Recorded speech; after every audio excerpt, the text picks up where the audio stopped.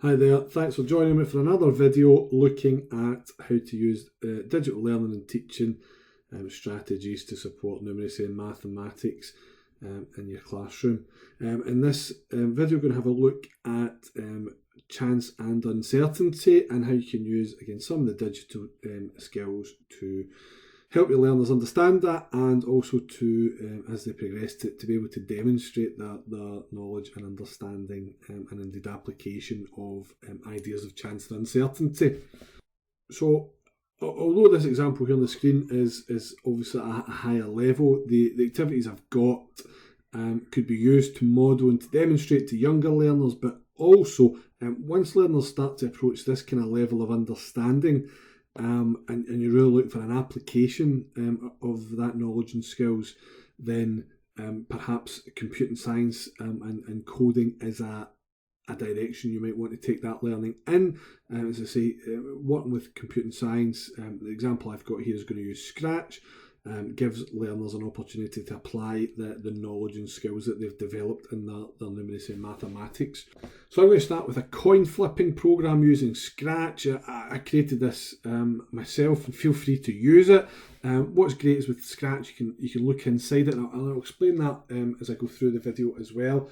But so rather than flipping a coin over and over again, your learners could simply use this model that I've created of a coin flipper.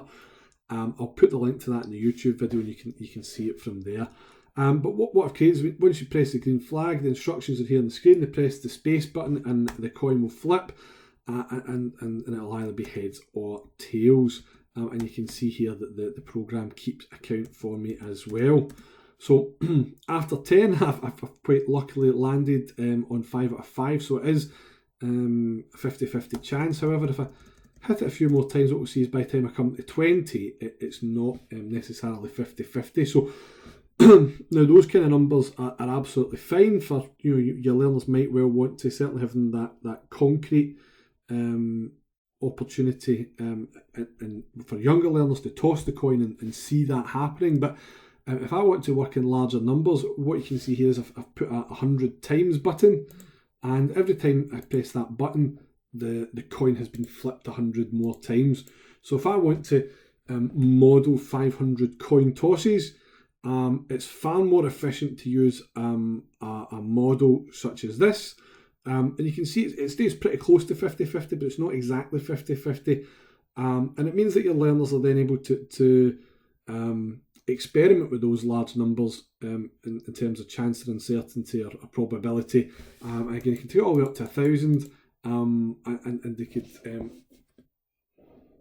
start to see how likely or unlikely it is to get heads or tails half of the time. So that's really useful, I think, for younger learners.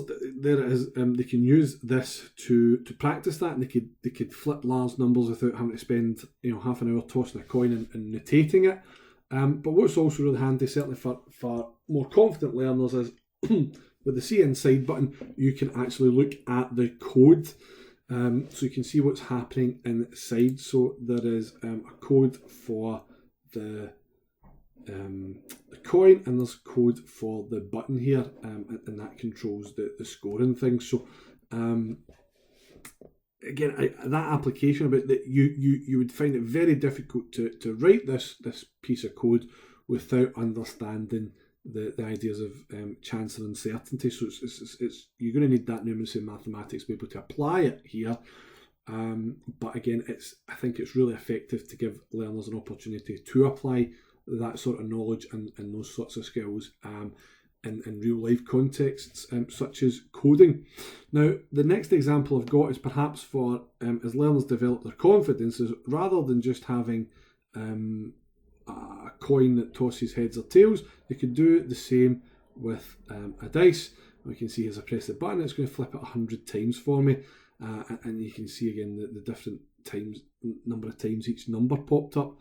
But again, certainly in terms of really developing and extending those confident learners, what you could even get them to do is take the heads and tails, the code for that, and the principle you can see here is The coin only has to pick a random number between 0 and 1. So if it's 0, you can see here it's heads, and if it's a 1, then it is tails. So heads changes when the coin is 0, and if it's not 0, then it's tails. So every time there's a 0, it's heads. Every time there's a 1, it's tails. How could learners apply their knowledge of that to something more complex, like a 6-sided dice? And again, if I look inside, what you'll see with the code is very similar. There's a wee bit more here. I've just got to tell it to change costume as well when it rolls that number.